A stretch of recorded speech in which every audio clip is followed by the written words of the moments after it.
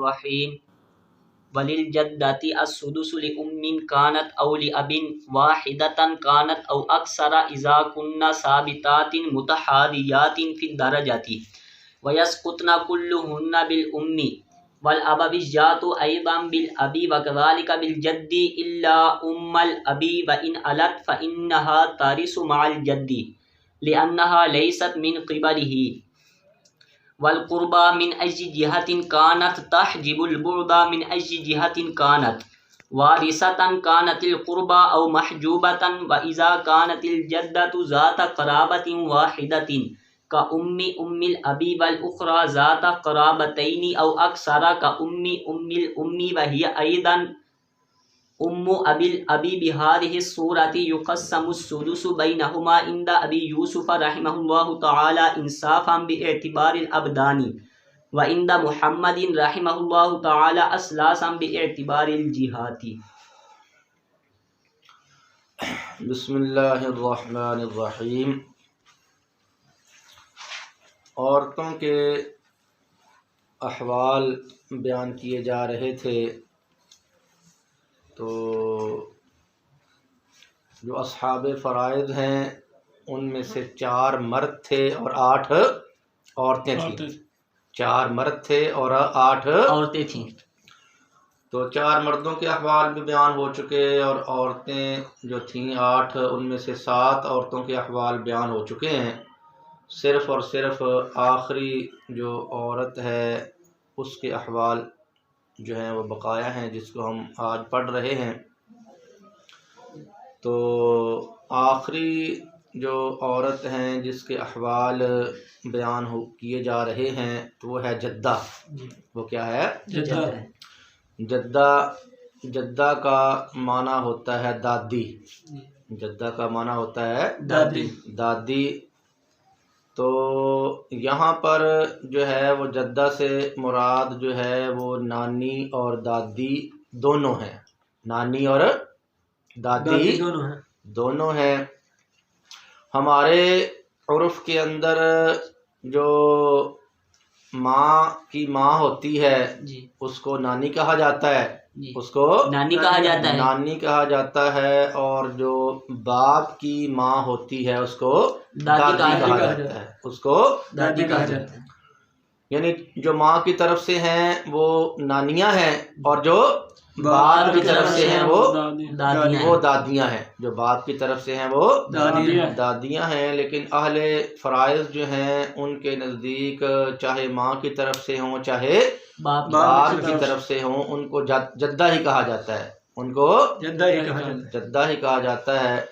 ताहम इनके दरमियान जो है वो फ़र्क करने के लिए जो माँ की तरफ से होती हैं उनको उम्मियात कहा जाता है और जो बाप की तरफ से होती हैं उनको अबवियात कहा जाता है। उनको अबवियात कहा जाता है।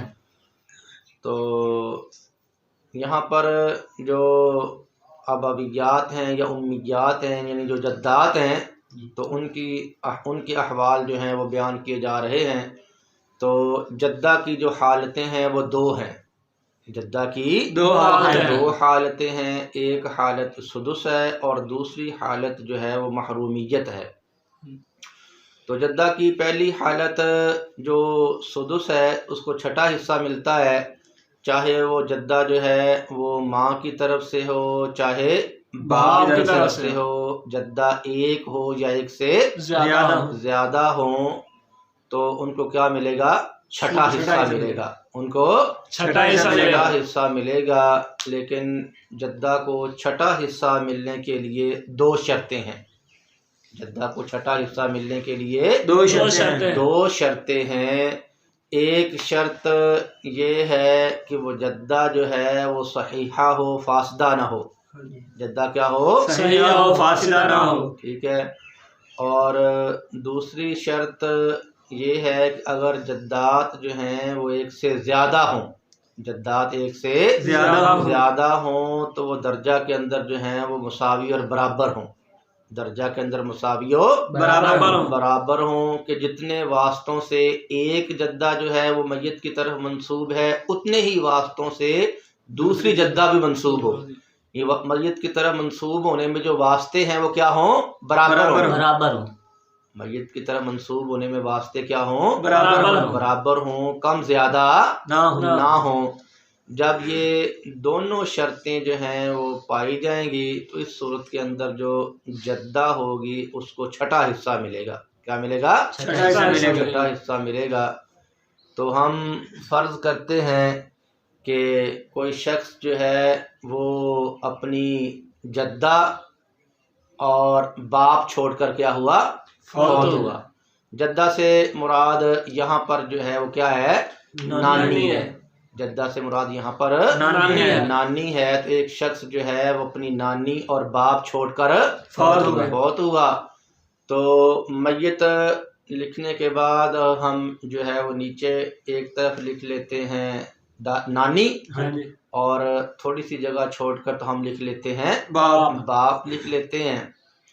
तो इस मसला में चूंकि जो नानी है उसको छठा हिस्सा मिलना है, उसको छठा हिस्सा मिलना है, तो उसके नीचे हम लिख लेते हैं सुदुस। उसके नीचे लिख लेते हैं सुदुस लिख लेते हैं। और बाप इस मसला में असबा है, इस मसला में असबा है, तो उसके नीचे लिख लेते हैं असबा। अब इस मसला के अंदर जो है वो 6 हिस्सों में से एक हिस्सा आया है। 6 हिस्सों में से एक हिस्सा सुदुस आया है। लिहाजा इसके हम नाम अदद 6 से हम क्या करते हैं? मसला बनाते हैं। तो मय्यत के ऊपर हम लिख लेते हैं 6। मय्यत के ऊपर 6 लिख लेते हैं। अब इसी 6 में से हिस्से निकाले जाएंगे। तो 6 में से जो सुदुस है वो कितना बनता है जी? एक बनता है। तो सुदुस के नीचे 1 लिख लेंगे। तो 6 में से 1 मिल गया किसको? नानी को मिल गया। बाकी बच गए 5। तो ये बतौर असबा किसको दे दिए जाएंगे? बाप को दे दिए जाएंगे। ये बतौर असबा बाप को दे दिए। लिहाजा जायदाद जो है, जायदाद के कुल 6 हिस्से कर दिए जाएंगे। मय्यत की जायदाद के कुल 6 हिस्से कर दिए जाएंगे। जिन 6 हिस्सों में से एक हिस्सा मिल जाएगा नानी को मिल जाएगा, और 5 हिस्से मिल जाएंगे बाप बतौर असबा मिल जाएंगे। मिसाल के तौर पर 60,000 रुपया ही हो, क्या हो? 60,000 रुपया उसका जो है वो पैसे थे जायदाद में से जो उसने छोड़े हैं। तो तजीज़ व तकफीन सारे मामलात अदा करने के बाद जो है वो 60,000 उसका बचा है। सारे मामलात अदा करने के बाद 60,000 बचा है। तो 60,000 में से जो 10,000 है, जो 10,000 है वो किसको दे दिया जाएगा? नानी को दे दिया जाएगा। और बाकी जो 50,000 है वो बतौर असबा बाप को दे दिया जाएगा। ठीक है जी। अच्छा जी। तो जो जद्दाद हैं उनके अहवाल में से जो दूसरी हालत है, उनका जो दूसरा हाल है वो है महरूमियत। क्या है? महरूमियत है। इस सूरत में जो जद्दाद हैं उनको कुछ भी नहीं मिलेगा, उनको कुछ नहीं मिलेगा। वो महरूम हो जाएंगी, वो महजूब हो जाएंगी। और इनके जो है वो महजूब और महरूम होने की जो है वो कई सूरतें हैं, कई सूरतें हैं। अगर मय्यत की जो है वो माँ मौजूद हो, मय्यत की माँ मौजूद हो, तो जो माँ होती है ये उम्मियात को भी साक़ित कर देती है और अबवियात को भी साक़ित कर देती है। जो माँ होती है वो उम्मियात को भी साक़ित कर देती है और अबवियात दोनों को साक़ित कर देती है। अगर मय्यत की माँ मौजूद हो तो माँ की मौजूदगी की वजह से जो मय्यत की जो जद्दात हैं, मय्यत की जो जद्दात हैं, चाहे वो अबवियात में से हो या उम्मियात में से हो, हर किस्म की जो जद्दात है वो क्या हो जाएगी? वो साक़ित हो जाएंगी। हर किस्म की जद्दात साक़ित हो जाएंगी। और मय्यत का जो बाप होता है, मय्यत का जो बाप होता है ये अबवियात को तो साक़ित करता है लेकिन उम्मियात को साक़ित नहीं करता। ठीक है, यानी ये दादियों को साक़ित करता है, अलबत्ता नानियाँ जो होती हैं उनको साक़ित नहीं करता। जो बाप की तरफ से जद्दात होंगी उनको ये बाप क्या करेगा? साक़ित करेगा। अलबत्ता जो माँ की तरफ से जद्दात हैं उनको बाप साकित नहीं करेगा। और मय्यत का जो दादा होता है, मय्यत का जो दादा होता है ये भी अबवियात को साकित करता है, ये भी अबवियात को साकित करता है। ठीक है, उम्मियात को साकित नहीं करता। अलबत्ता जो दादा है, जो दादा है ये अबवियात में से मय्यत के बाप की जो माँ होती है, मय्यत के बाप की जो माँ होती है और जो इस अपने दादे की क्या लगती है, बीवी, दादे की बीवी लगती है। दादा उसको भी साकित नहीं करता, दादा उसको भी साकित नहीं करता है। और इससे जो ऊपर वाली औरत होगी, इससे जो ऊपर वाली औरत मय्यत के बाप की माँ मय्यत के बाप की माँ की माँ जो इस दादा की क्या लगेगी, सास लगेगी, इस दादा की वो सास लगेगी, उसको भी ये दादा साकित नहीं करता है। किताब में जो व इन अलत आया है, व इन अलत आया है, इसका मतलब यही है कि ये जो दादा है, ये जो दादा है ये मय्यत के बाप की माँ की माँ उसको भी ये साकित नहीं करता है, उसको भी ये साकित नहीं करता है। मुसन्निफ रहिमहुल्लाह ने इसकी वजह ये बयान फरमाई है, लिअन्नहा लैसत मिन क़िबलिही, लिअन्नहा लैसत मिन क़िबलिही, कि ये जो दादा है, ये जो दादा है ये मय्यत के बाप की माँ यानी अपनी बीवी को साकित नहीं करता। उसकी क्या वजह है, फरमाया उसकी वजह ये है कि ये जो दादा की जो बीवी है अगर ये मय्यत की तरफ मंसूब होती है तो ये दादा की वजह से मंसूब नहीं होती है, ये दादा की वजह से मंसूब नहीं होती है, दादा की वजह से मंसूब नहीं होती है। तो इसकी निस्बत जो मय्यत की तरफ हो रही है वो दादा की वजह से नहीं है बल्कि मय्यत के बाप की वजह से है, मय्यत के बाप की वजह से है, इसकी वजह से दादा की वजह से नहीं है। तो जब दादा जो है इसकी वजह से इसकी बीवी की निस्बत मय्यत की तरफ नहीं हो रही तो फिर ये उसको साकित भी नहीं करेगा, उसको ये साकित भी नहीं करेगा। आप जानते हैं कि कानून यही है कि जो वास्ता होता है, जो वास्ता होता है उसके होते हुए जुल वास्ता क्या होता है, महरूम। वास्ता के होते हुए जुल वास्ता जो है वो महरूम होता है। अब मय्यत की जो माँ है, मय्यत की जो माँ है ये मय्यत की तरफ मंसूब होती है मय्यत के बाप के वास्ता से, ये मय्यत की तरफ मंसूब होती है मय्यत के बाप के वास्ता से। लिहाजा बाप जो है वो क्या हुआ, वासिता, और माँ क्या हुई, जुल वास्ता। बाप क्या हुआ, वास्ता हुआ और माँ जुल वास्ता हुई। लिहाजा अगर मय्यत का बाप मौजूद होगा तो ये क्या करेगा, माँ को क्या कर देगा, साकित कर देगा। यानी मय्यत का अगर बाप मौजूद है और साथ दादी भी मौजूद है, मय्यत का बाप मौजूद है और साथ दादी भी मौजूद है, और ये मय्यत की जो दादी है जाहिर बात है वो मय्यत के बाप की क्या है, माँ है ना, मय्यत के बाप की माँ है। तो ये जो मय्यत का जो क्या है बाप, मय्यत का जो बाप है ये क्या करेगा, अपनी माँ को साकित कर देगा, अपनी माँ को साकित कर देगा। बात ये हो रही थी कि मय्यत का जो बाप है, मय्यत का जो बाप है ये मय्यत की जो दादी है उसको क्या कर देगा, साकित कर देगा, उसको साकित कर देगा। क्योंकि मय्यत की जो दादी मय्यत की तरफ मंसूब हो रही है तो ये किस वास्ता से है, मय्यत के बाप के वास्ता से है, मय्यत के बाप के वास्ता से है। तो बाप वास्ता हो गया और दादी क्या हो गई, जुल वास्ता हो गई। बाप वास्ता हो गया और दादी जुल वास्ता हो गई। और कानून और ज़ाब्ता ये है कि वास्ता के होते ही वो जुल वास्ता क्या हो जाता है, साकित। वास्ता के होते हुए वास्ता साकित हो जाता है। वास्ता जो है वो साकित हो जाता है।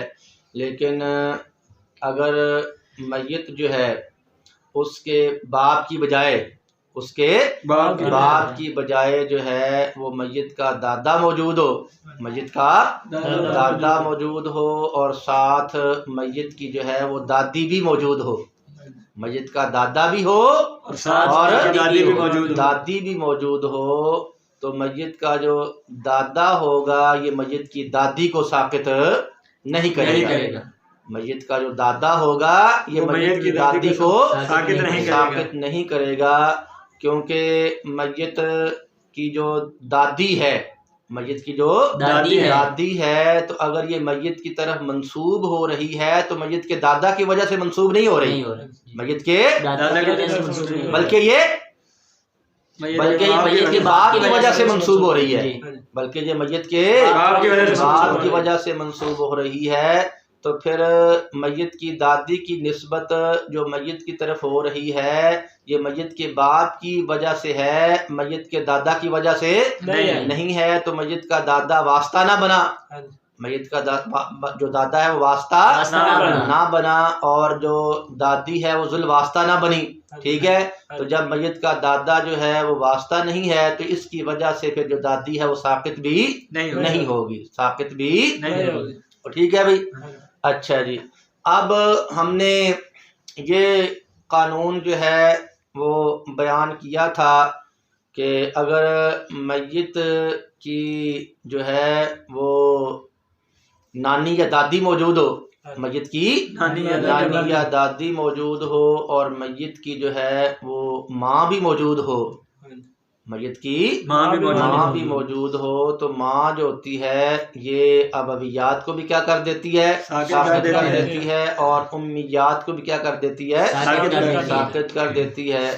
तो हम जो है वो फर्ज करते हैं कि कोई शख्स जो है वो फौत हुआ, कोई शख्स फौत हुआ और उसने अपने वरसा में से कौन कौन छोड़े, माँ और नानी और बाप को छोड़, बाप, माँ, नानी और बाप को छोड़कर क्या हुआ, फौत हुआ।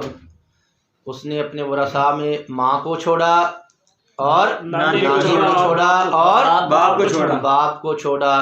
तो हम अब मय्यत लिखने के बाद जो है वो नीचे लिख लेते हैं, माँ लिखते हैं, नीचे माँ लिखते हैं, थोड़ी सी जगह छोड़कर तो हम लिख लेते हैं नानी लिख लेते हैं और थोड़ी सी जगह छोड़कर तो लिख लेते हैं बाप लिख लेते हैं। ठीक है जी। तो माँ को यहाँ पर चूंकि मय्यत की जो है वो औलाद मौजूद नहीं है और उसके दो या दो से ज़्यादा बहन भाई भी नहीं है, ना औलाद मौजूद है और ना दो या दो से ज़्यादा बहन भाई मौजूद हैं, तो इस सूरत के अंदर जो माँ होती है उसको क्या मिलता है, सुलुस मिलता है, माँ को सुलुस मिलता है। तो माँ के नीचे हम लिख लेते हैं सुलुस, माँ के नीचे सुलुस लिख लेते हैं। और इस मसला के अंदर जो बाप है, वो क्या है, असबा है, उसके नीचे क्या लिख लेते हैं, असबा लिख लेते हैं। और मय्यत की जब माँ मौजूद हो, मय्यत की जब माँ मौजूद हो तो नानी क्या होती है, क्योंकि माँ जो होता है वो माँ जो होती है वो उम्मियात और अबवियात दोनों को साबित करती है। तो यहाँ फिर जो नानी उसकी हालत जो है वो महजूबा है, उसकी हालत महरूमियत है, उसके नीचे क्या लिख लेते हैं, हाँ महजूबा लिख लेते हैं, उसके नीचे महजूबा लिख लेते हैं।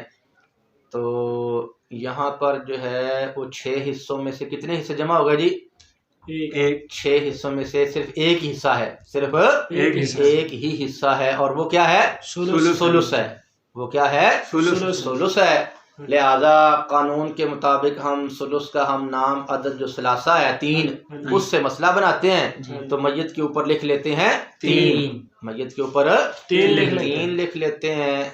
तो 3 में से जो तिहाई बनता है, सुलुस बनता है, वो कितना है जी, वो 1 है। लिहाजा सुलुस के नीचे 1 लिख लेते हैं, सुलुस के नीचे 1 लिख लेते हैं। तो 3 में से 1 किसको दे दिया, माँ को दे दिया। तो नानी तो यहाँ पर महजूबा है, उसको तो कुछ नहीं मिलना, उसको तो कुछ नहीं मिलना। बाकी कितने बचे? दो बचे। और ये दो जो हैं वो बतौर असबा हम किसको दे देते हैं? बाप को दे देते हैं। तो लिहाजा असबा के नीचे हमने लिख दिया दो, उसके नीचे दो लिख दिया। लिहाजा इस मसला के अंदर जनाब मैयत की जो जायदाद है उसके कुल 3 हिस्से किए जाएंगे। मैयत की जायदाद के कुल 3 हिस्से किए जाएंगे, जिनमें से एक हिस्सा दे दिया जाएगा माँ को और बाकी 2 हिस्से दे दिए जाएंगे बाप को दे दिए जाएंगे। बाकी 2 हिस्से बाप को। हम फर्ज कर लेते हैं कि उसके पास जो उसका तजीज़ तकमीन वगैरह अदायगी कर्ज और निफाज वसीयत वगैरह जो है, उसके बाद उसके पास उसके जायदाद में से 30,000 बचा है। क्या बचा है? 30,000 बचा है। 30,000 में से 10,000 किसको दे दिया जाएगा?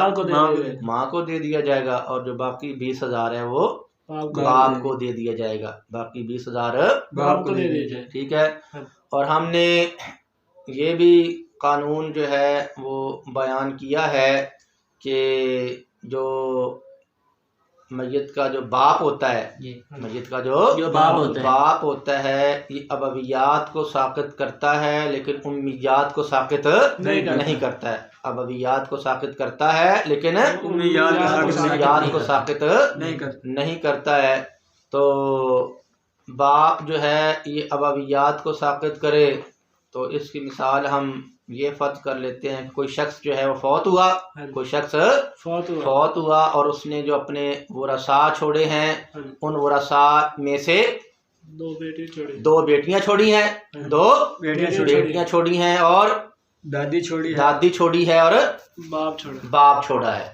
2 बेटियां दादी और बाप को छोड़कर जो है कोई शख्स जो है वो फौत हुआ है।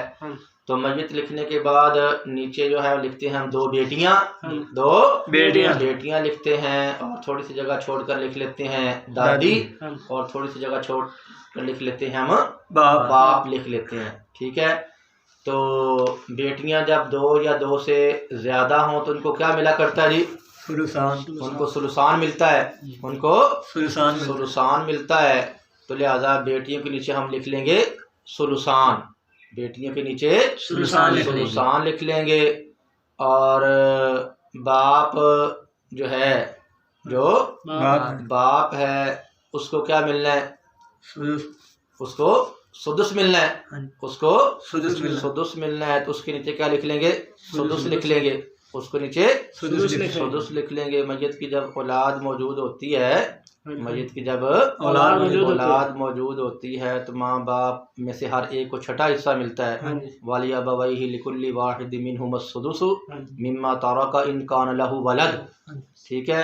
तो बाप के नीचे हम क्या लिख लेंगे? सुदुस लिख लेंगे। बाप के नीचे सुदुस लिख लेंगे। और जो दादी है, जो दादी है वो चूंकि बाप की वजह से क्या हो जाती है? महजूबा हो जाती है, महरूम हो जाती है। इस वजह से उसके नीचे हम लिख लेंगे महजूबा, उसके नीचे महजूबा लिख लेंगे। तो यहाँ पर जो है वो 6 हिस्सों में से सुलुसान और सुदुस 2 हिस्से जमा हुए हैं। सुलुसान और सुदुस 2 हिस्से जो हैं वो जमा हो गए हैं, जिनमें से छोटा हिस्सा जो है वो क्या है? सुदुस है। छोटा हिस्सा सुदुस है। और इसका हम नाम जो अदद है वो 6 है। तो लिहाजा कानून के मुताबिक मसला बनाएंगे 6 से और मैयत के ऊपर लिख लेंगे हम 6। मैयत के ऊपर 6 लिख लेंगे। तो इसी 6 से अब हिस्से निकालेंगे, इसी 6 से हिस्से निकालेंगे। तो 6 में से जो सुलुसान है वो कितना बनता है जी? 4 बनता है। वो बनता है 4 बनता है। तो सुलुसान जो बेटियों का हिस्सा था उसके नीचे हम लिख लेंगे 4, उसके नीचे लिख लेंगे 4 लिख लेंगे। दादी इस मसला में महजूबा है तो उसको कुछ नहीं मिलना, तो बाप को छठा हिस्सा मिलना है। तो 6 में से जो छठा हिस्सा है वो क्या बनता है? 1 बनता है। लिहाजा वो किसके नीचे लिख लेंगे? बाप के जो सुदुस है उसके नीचे 1 लिख लेंगे। बाकी पीछे क्या बच गया? एक बच गया, बाकी पीछे एक बच गया। तो वो जो एक है वो भी बा ही को बतौर असबा दे दिया जाएगा, वो भी बाप को बतौर असबा दे दिया बाप को बतौर असबा दे दिया असबा जो है वो दे दिया जाएगा। ठीक है ना जी। हाँ। क्योंकि इस मसला के अंदर जो बाप है उसकी जो हालत बन रही है वो फर्ज मात तासीब है ना जी। हाँ। क्या है? फर्ज मात तासीब है। उसको जो छठा हिस्सा है वो भी मिलना है और बतौर असबा जो बच जाएगा वो भी उसको मिलना है, वो भी उसको मिलना है। लिहाजा मस्जिद की जो जायदाद है उसके कुल हिस्से किए जाएंगे 6। मस्जिद की जायदाद के कुल 6 हिस्से किए जाएंगे। जिन 6 हिस्सों में से जो 4 हिस्से हैं, जो 4 हिस्से हैं वो दे दिए जाएंगे 2 बेटियों को। 4 हिस्से दे दिए जाएंगे 2 बेटियों को। और बाकी जो 2 हिस्से बचे हैं, जो 2 हिस्से बचे हैं वो किसको दे दिए जाएंगे? बाप को दे दिए जाएंगे। एक हिस्सा तो उसको मिल जाएगा फर्जी हिस्से के तौर पर और एक हिस्सा उसको मिल जाएगा बतौर असबा के। और जो दादी है वो इस मसला के अंदर क्या रहेगी? महजूबा रहेगी, उसको कुछ भी नहीं मिलेगा, उसको कुछ भी नहीं मिलेगा। ठीक है। और अगर इसी मसला के अंदर हम जो है वो बाप की बजाय जो है वो दादा को फर्ज कर लें, क्या कर लें? बाप की बजाय दादा को जो है फर्ज कर लें। यानी हम यूं फर्ज कर लें कि एक शख्स जो है वो अपनी जो है वो 2 बेटियां दादी और दादा को छोड़कर दादा को जो है वो छोड़कर क्या हुआ? फौत हुआ। तो इस सूरत के अंदर जो मस्जिद लिखने के बाद नीचे बेटियां लिखी हैं और थोड़ी सी जगह छोड़कर क्या लिख लिया हमने? दादी लिख ली है। और छोटी सी जगह छोड़कर तो हमने क्या लिख लिया है? दादा लिख लिया है। क्या लिख लिया है? दादा लिख लिया है। तो मस्जिद की बेटियों को तो क्या मिलना है जी? सुलुसान मिलना है। तो उनके नीचे आ गया सुलुसान। और इस मसला के अंदर जो मस्जिद की दादी है वो महजूबा नहीं है। मस्जिद की जो दादी है वो महजूबा नहीं है। हाँ, क्योंकि हमने ये पढ़ा है कि जो दादा होता है मस्जिद का जो दादा होता है वो मस्जिद की दादी को साकित नहीं करता। मस्जिद का जो दादा होता है वो मस्जिद की दादी को साकित नहीं करता है। लिहाजा मस्जिद की जो दादी है उसको क्या मिलेगा? सुदुस मिलेगा। उसको सुदुस मिलेगा। और जो मस्जिद का दादा है वो क्या होगा? असबा होगा।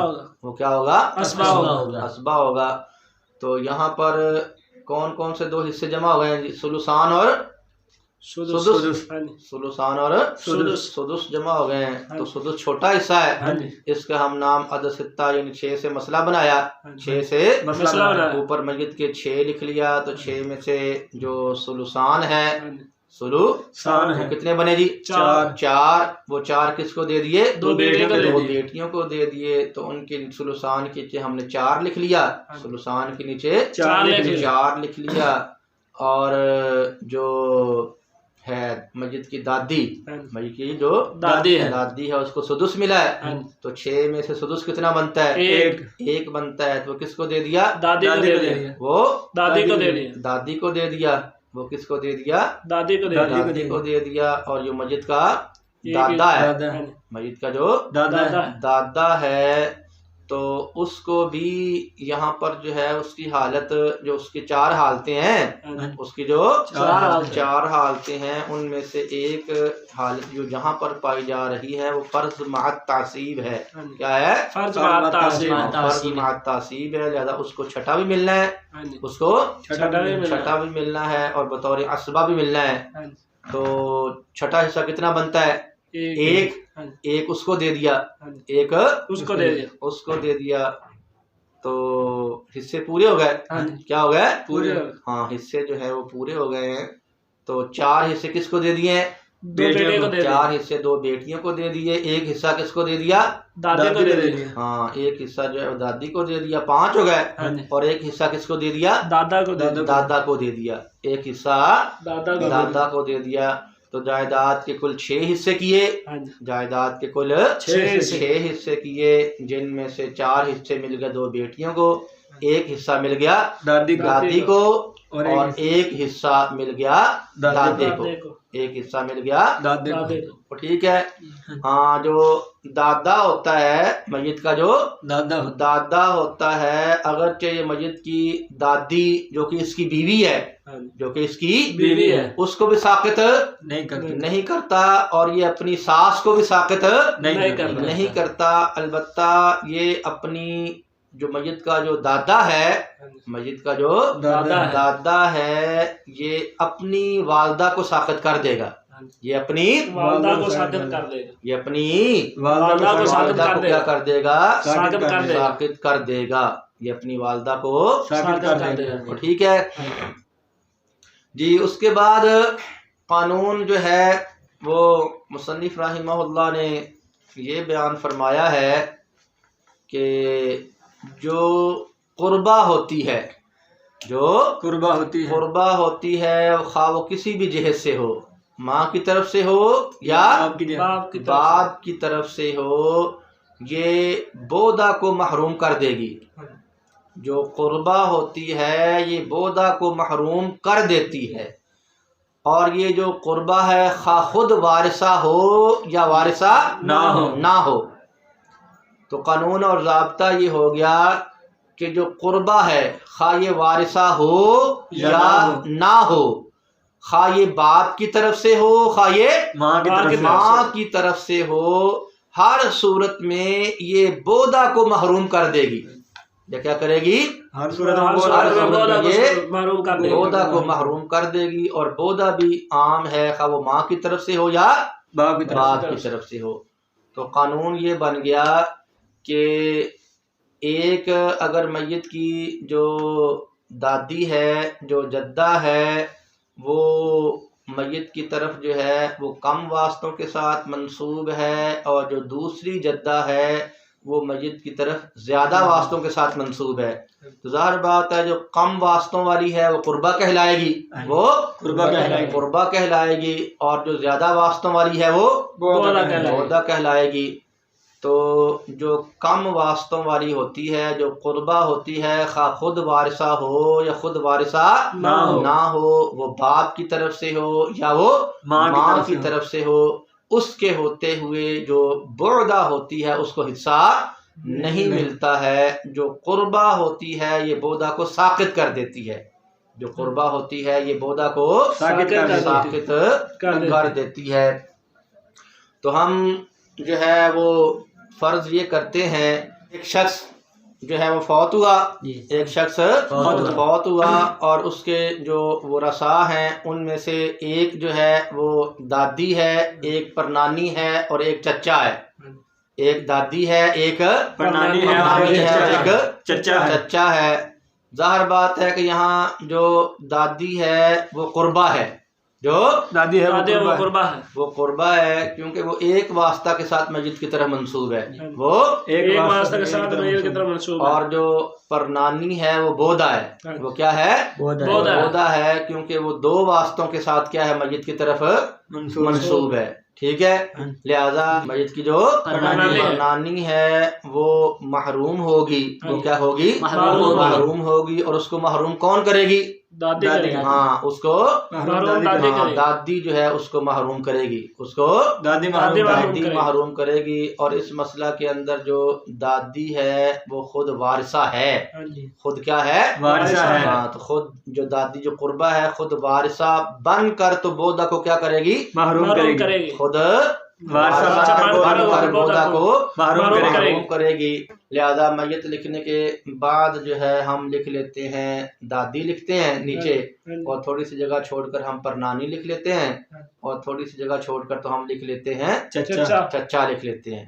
ठीक है, तो जो दादी है, जो दादी है तो उसको क्या मिलना है? सुदुस मिलना है। उसके नीचे हम लिख लेंगे सुदुस लिख लेंगे। और जो परनानी है वो महजूबा है तो उसके नीचे महजूबा लिख लेंगे। और चचा असबा हुआ करता है तो उसके नीचे हम असबा लिख लेंगे। तो यहाँ इस मसला के अंदर 6 हिस्सों में से क्या आया जी? सुदुस आया है। क्या आया है? सुदुस आया है। सुदुस आया है, लिहाजा 6 से मसला बनाया जाएगा और मय्यत के ऊपर हम 6 लिख लेंगे। 6 लिख लेंगे, मय्यत के ऊपर 6 लिख लेंगे। 6 लिख लेंगे। तो इस 6 में से हिस्से निकालने हैं, तो 6 में से जो सुदुस है वो क्या बनता है जी?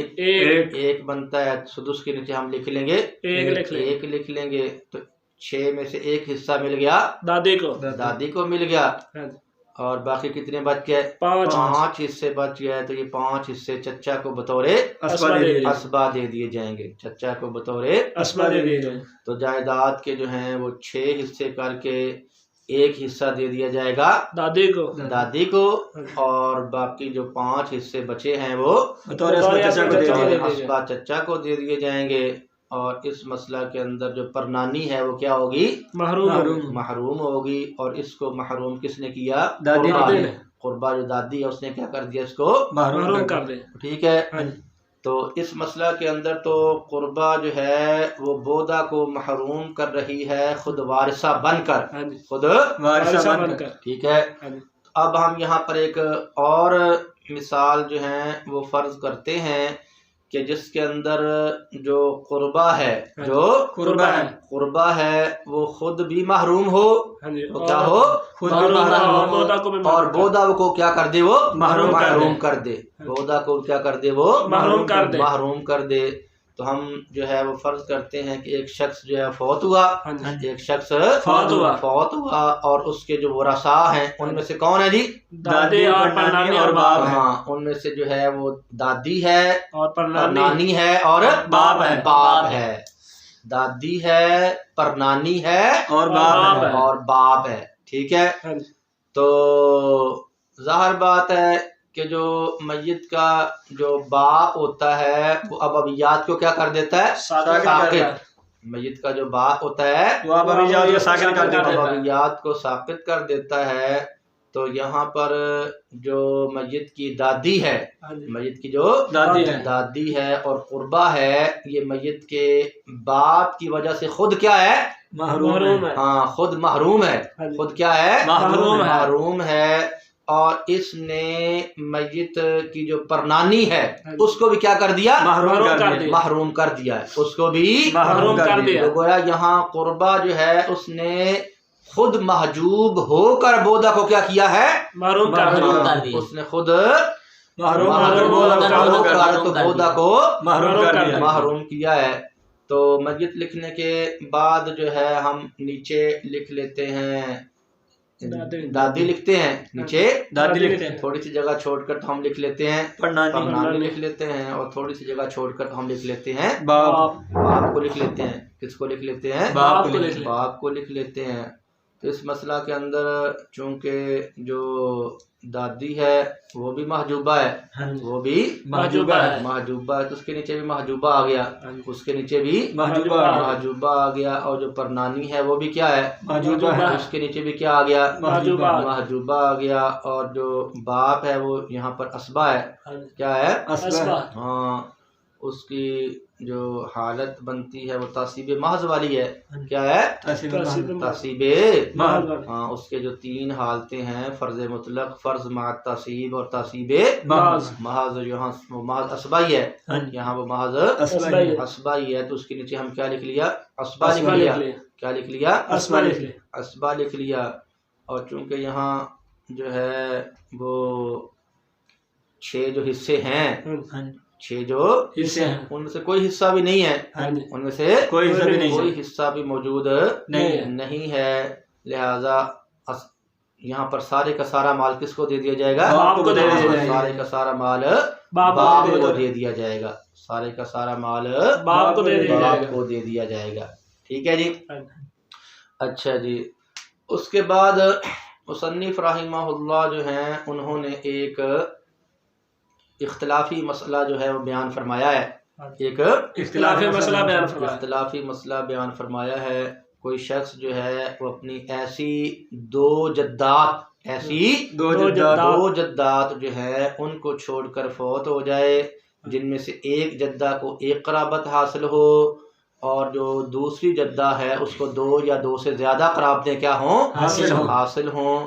तो आया उन दोनों जद्दात जो हैं, वो जो दोनों जद्दात हैं, उनके दरमियान जो छठा हिस्सा है, दादियों का जो छठा हिस्सा है, वो इंसाफन तकसीम किया जाएगा या असलासन तकसीम किया जाएगा? इंसाफन तकसीम किया जाएगा या असलासन किया जाएगा। इसके अंदर क्या है?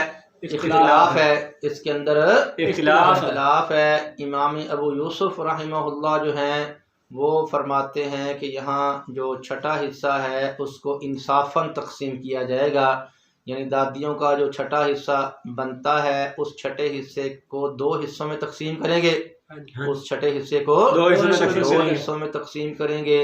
एक हिस्सा जो है वो एक कराबत वाली जद्दा को दे दिया जाएगा और दूसरा हिस्सा जो है वो दूसरी जद्दा जो दो या दो से ज्यादा कराबतें रखती है उसको दे दिया जाएगा, उसको दे दिया जाएगा। ठीक है।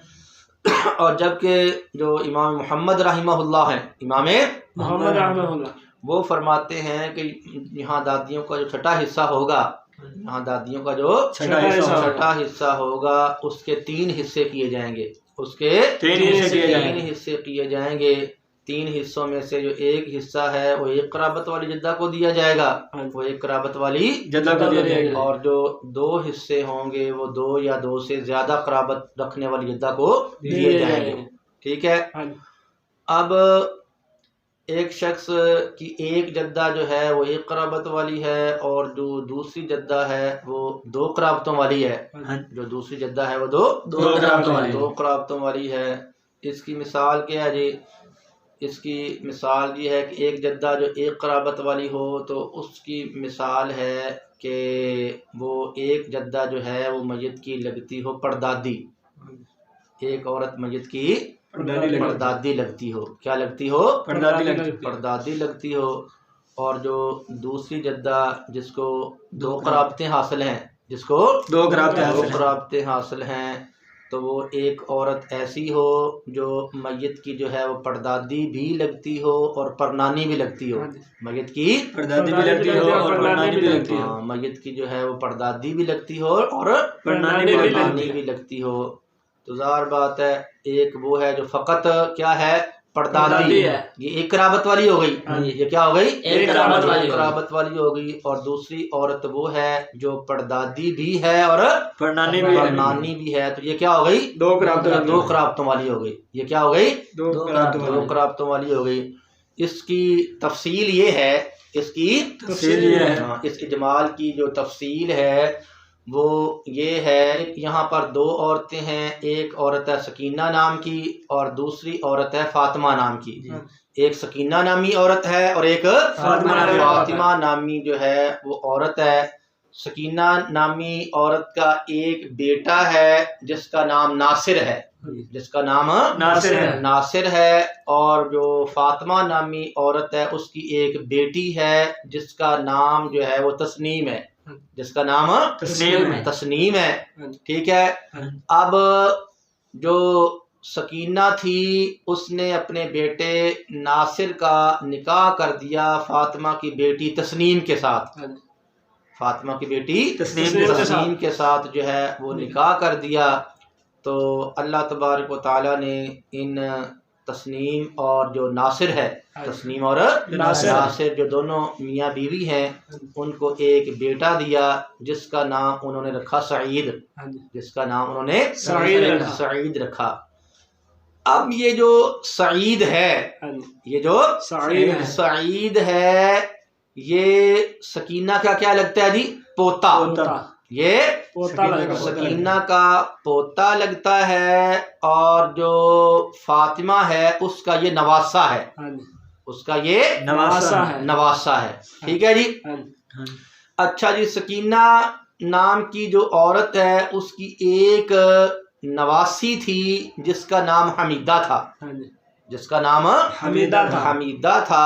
सकीना ने अपनी नवासी हमीदा का निकाह कर दिया अपने पोते सईद के साथ। अपने पोते सईद के साथ जो है वो निकाह कर दिया। तो इन दोनों का निकाह हो गया। तो अल्लाह तबारक व तआला ने इनको जो है वो एक बेटा अता फरमाया जिसका नाम उन्होंने अहमद रखा। अब ये जो अहमद है, ये जो अहमद है, सकीना को इसके साथ जो है वो दोहरी कराबत है। सकीना को इसके साथ दोहरी कराबत है। सकीना इस अहमद की जो है वो बाप की तरफ से लगती है परदादी, बाप की तरफ से परदादी लगती है, और माँ की तरफ से परनानी लगती है। ठीक है। और जो फातिमा है, जो फातिमा है, इसको सिर्फ इस अहमद के साथ एक कराबत हासिल है। क्या है? एक कराबत हासिल। ये इसकी परदादी लगती है, ये इसकी परदादी लगती है। ठीक है जी।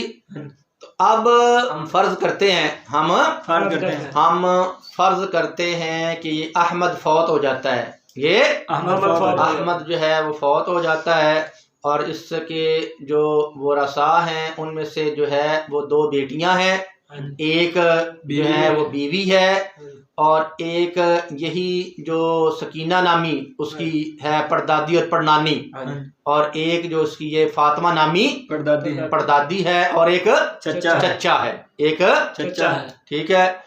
ये वरसा छोड़कर वो क्या हुआ? फौत हुआ। ये वरसा छोड़कर वो फौत हुआ है। तो हम जो है वो मैयत लिखने के बाद, मैयत लिखने के बाद जो है वो नीचे हम लिखते हैं दो बेटियां, दो बेटियां लिखते हैं। थोड़ी सी जगह छोड़कर तो हम लिख लेते हैं हाँ, ज़ौजा और बीवी लिख लेते हैं, और थोड़ी सी जगह छोड़कर जो लिखते हैं वो परदादी फातिमा, फातिमा, और थोड़ी सी जगह छोड़कर परदादी व परनानी सकीना। ठीक है। और उसके आगे थोड़ी सी जगह छोड़कर लिख लेते हैं चचा लिख लेते हैं। ठीक है। अच्छा जी। तो इस मसला के अंदर जो है वो दो बेटियां मौजूद हैं। क्या है? दो बेटियां मौजूद हैं। तो दो बेटियों का हिस्सा जो है वो सुलसान होता है। क्या होता है? सुलसान होता है। तो बेटियों के नीचे हमने लिख लिया सुलसान। क्या लिख लिया? ठीक है। और मरने वाले अहमद की चूंकि क्या है, औलाद मौजूद है, मरने वाले अहमद की औलाद मौजूद है, तो जब मैयत की जो औलाद मौजूद हो तो उसकी बीवी को क्या मिलता है? सुमन मिलता है। तो हमने जो है वो उसकी ज़ौजा के नीचे क्या लिख लिया? सुमन लिख लिया। ज़ौजा के नीचे सुमन लिख लिया। तो जो दादियाँ होती हैं, जो दादियाँ होती हैं, उनका हिस्सा क्या होता है? सुदुस। उनका सुदुस होता है। तो लिहाजा हमने ये जो सकीना और फातिमा है, सकीना और फातिमा है, इनके नीचे हमने लिख लिया सुदुस। इनके नीचे सुदुस लिख लिया। और चचा असबा हुआ करता है, चचा असबा हुआ करता है, तो उसके नीचे लिख लिया असबा, उसके नीचे लिख लिया असबा। ठीक है। अच्छा जी। अब हम देखते हैं कि इस मसला के अंदर जो है वो फर्जी हिस्सों में से कौन कौन से हिस्से जमा हुए हैं, कौन कौन से तो बेटियों को मिला था सुलसान, और बीवी को मिला सुमन मिला है, और दादियों को मिला सुदुस। तो 6 हिस्सों में से यहाँ पर 3 हिस्से जमा हो गए। 6 हिस्सों में से 3 हिस्से जमा हो गए हैं, जिनमें से जो एक हिस्सा सुमन है, जो एक हिस्सा सुमन है वो पहली 9 में से है, वो पहली 9 में से है, और जो 2 हिस्से हैं वो दूसरी 9 में से है। वो क्या है? दूसरी 9 में से। और हमने ये कानून और कायदा पढ़ा हुआ है कि जब पहली 9 का सुमन दूसरी 9 के किसी भी हिस्से के साथ क्या हो जाए? जमा हो जाए, तो मसला 24 से बनाया करते हैं। मसला 24 से बनाया करते हैं। लिहाजा मैयत के ऊपर लिख लिया 24, मैयत के ऊपर 24 लिख लिया। तो अब इस 24 में से हिस्से निकाल लें। इस 24 में से हिस्से निकालने हैं। तो हमने देखा कि जो 24 का जो सुमन है, 24 में से जो सुमन है वो कितना बनता है जी? 3 बनता है। तो सुमन के नीचे हमने लिख दिया 3। सुमन के नीचे हमने 3 लिख दिया है। और 24 का जो है सुलसान, 24 का जो सुलसान है वो कितना बनता है जी? 16 बनता है। तो बेटियों का हिस्सा जो सुलसान था उसके नीचे हमने लिख दिया 16 लिख दिया। उसके नीचे 16 लिख दिया। और दादियों का हिस्सा सुदुस है। हाँ जी। सुदुस कितना बनता है 24 में से? 4 बनता है। लिहाजा सुदुस के नीचे हमने लिख दिया 4। क्या लिख दिया? 4। अब हम इन हिस्सों को जमा कर लेते हैं। इन हिस्सों को जमा कर लेते हैं। 4 मिले हैं किसको? दादियों को। और 16 मिले हैं बेटियों को। तो 16 और 4 20। और मिले हैं कितने? 3 मिले हैं बीवी को। हाँ 3 मिले हैं बीवी को। तो 20 और 3 23। हाँ 23 हो गए। तो बाकी क्या बच गया? एक बच गया। बाकी एक बच गया। तो ये एक जो है बतौर असबा चचा को दे दिया जाएगा। तो चचा के नीचे हमने असबा के नीचे क्या लिख दिया है? एक लिख दिया है। क्या लिख दिया है? एक। और ठीक है। अब यहाँ पर जो है वो दादियों को क्या मिला है जी? सुदुस मिला है। क्या मिला है? सुदुस मिला है। सुदुस 4 मिले हैं। 24 में से 4 मिले हैं। तो अब ये जो 4 इन दादियों को मिले हैं, 4 इन दोनों दादियों को जो मिले हैं, तो इमाम अबू यूसुफ रहमहुल्लाह के नज़दीक तो चूंकि इनके दरमियान जो छठे हिस्से को तकसीम करना है वो इंसाफन करना है। हाँ क्या करना है? इंसाफन करना है। लिहाजा जो है 4 में से जो 2 हैं वो दे दिए जाएंगे सकीना को। 4 में से 2 सकीना को दे दिए जाएंगे जो 2 कराबतों वाली है। और 2 ही किसको दे दिए जाएंगे? फातिमा को दे दिए जाएंगे जो 1 कराबत वाली है। जो क्या है? 1 कराबत। और ठीक है। जबकि इमाम मोहम्मद रहमहुल्लाह के नज़दीक यहाँ पर जो उसका छठा हिस्सा है वो इंसाफन तकसीम नहीं होना बल्कि असलासन तकसीम होना है। क्या होना है? असलासन जो है वो तकसीम होना है। लिहाजा जो 4 हैं, लिहाजा जो 4 हैं, इस 4 के क्या बनाए जाएंगे?